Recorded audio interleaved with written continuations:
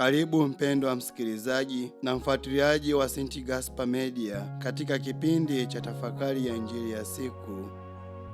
Leo Jumamosi, juma la 19, kipindi cha mwaka A wa kanisa. Leo ni sherehe ya kupalizwa Bikira Maria mbinguni. Masomo ya leo, somo la kwanza natoka katika kitabu cha Ufunuo sura ya 11 aya 19 na sura ya 12 aya ya kwanza hadi ya 6 na aya ya 10. Na somo la pili ni waraka wa kwanza wa Mtume Paulo kwa Wakorinto sura ya 15 aya ya 20 hadi ya 26.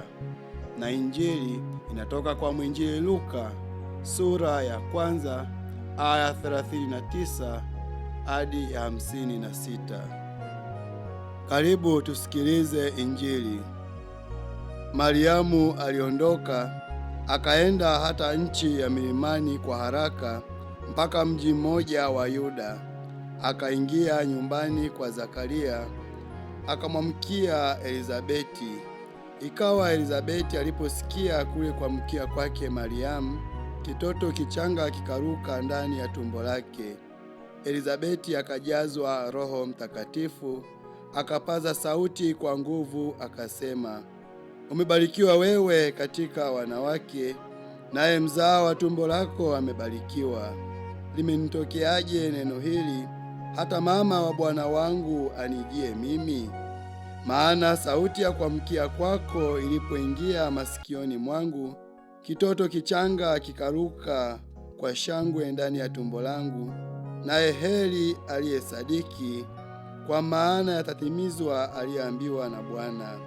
Mariamu akasema, moyo wangu wamwadhimisha Bwana, na roho yangu imemfurahia Mungu Mwokozi wangu, kwa kuwa ameutazama unyonge wa mjakazi wake.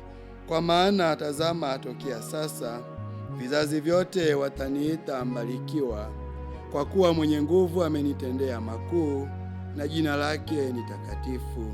Na rehema zake zadumu vizazi hata vizazi kwa hao wanaomcha. Amefanya nguvu kwa mkono wake, amewatawanya walio na kiburi katika mawazo ya mioyo yao. Amewaangusha wakuu katika viti vyao vya enzi, na wanyonge amewakweza. Wenye njaa amewashibisha mema, na wenye mali amewaondoa mikono mitupu. Amemsaidia Israeli mtumishi wake, ili kukumbuka rehema zake, kama alivyowaambia baba zetu Ibrahimu na uzao wake hata milele. Mariamu akakaa naye kadri ya miezi 3, kisha akarudi kwenda nyumbani kwake. Neno la Bwana. Sifa kwako Kristo. Mpendwa msikilizaji, karibu tutafakari injili tuliyokwisha kuisikia hivi punde. Tafakari ya masomo. Somo la kwanza linatupa wahusika watatu. Kwanza, mwanamke. Ni lugha ya picha inayoashiria kanisa, pia inamhusu Bikira Maria. Pia tunayo lugha ya picha ya joka. Joka ni mfano wa Shetani.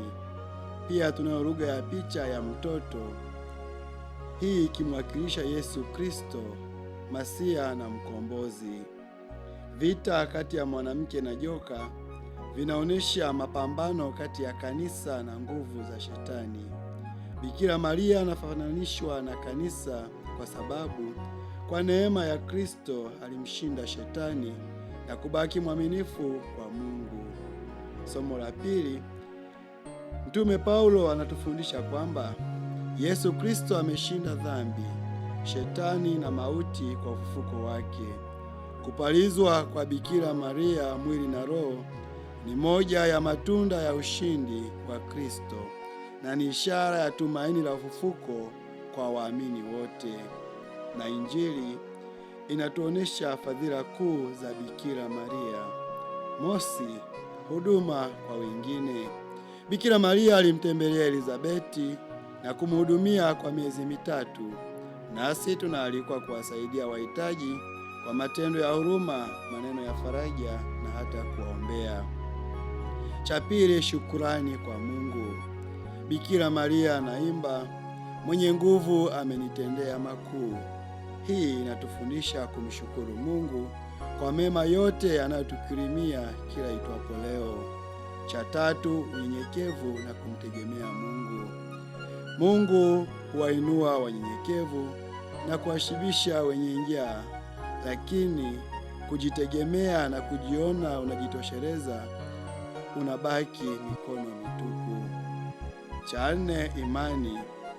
Elizabeti anamsifu Maria kwa sababu aliamini neno la Mungu. Fundisho la kupalizwa kwa Bikira Maria mbinguni mwili na roho. Mnamo tarehe 1 Novemba mwaka 1950, Papa Piusi wa 12 alitangaza rasmi dogma ya kupalizwa kwa Bikira Maria, kwamba baada ya kumaliza maisha yake duniani alipalizwa mbinguni mwili na roho. Kanisa huadhimisha sherehe ya kupalizwa Bikira Maria kila tarehe 15 mwezi wa 8, na ni mojawapo ya sikukuu ambazo Wakatoliki wanapaswa kuhudhuria misa takatifu. Dogma 4 za Bikira Maria, mafundisho makuu 8 kuhusu Bikira Maria. Mosi, Bikira Maria mama wa Mungu. Pili, Bikira Maria bikira daima, yaani Maria alibaki bikira kabla, wakati na baada ya kumzaa Yesu. Bikira Maria mkingio wa dhambi asili. Na la 4 ndio tunalotafakari leo, kupalizwa kwa Bikira Maria mbinguni. Kwa nini Bikira Maria alipalizwa mbinguni? Bikira Maria alipalizwa mbinguni kwa sababu zifuatazo. Mosi, alikingiwa dhambi ya asili na aliishi maisha matakatifu, hivyo mwili wake haukuachwa uharibike kaburini. Pili, ni mama wa Mungu. Mwili wake ulimchukua mwana wa Mungu, hivyo ulitukuzwa kwa namna ya pekee. Tatu, alidumu katika ubikira wa milele, akajiwekea wakfu kabisa kwa Mungu. 4, alishiriki kazi ya ukombozi kwa kukubali mpango wa Mungu, fiati, yaani ndio yake, kwa kushiriki mateso ya mwana wake hadi msalabani. 5, na mwisho, alishiriki utukufu wa Kristo, ambaye baada ya ushindi wake dhidi ya dhambi na mauti alifufuka na kupaa mbinguni. Kwa sababu hizo, Bikira Maria alipalizwa mbinguni mwili na roho na kutukuzwa kama Malkia wa mbingu. Umuhimu wa Bikira Maria kupalizwa mbinguni.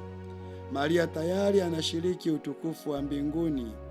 Ni ishara ya tumaini la uzima wa milele kwa waamini wote. Anaendelea kuwa mama wa waamini na kuliombea kanisa kupitia maombezi yake.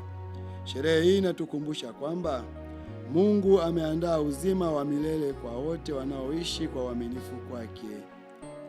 Kutokana na sherehe ya kupalizwa Bikira Maria mbinguni, tunajifunza kwamba tuwe tayari kuwasaidia wahitaji kwa matendo ya huruma, maneno ya faraja na sala, kama alivyofanya Bikira Maria kwa Elizabeti.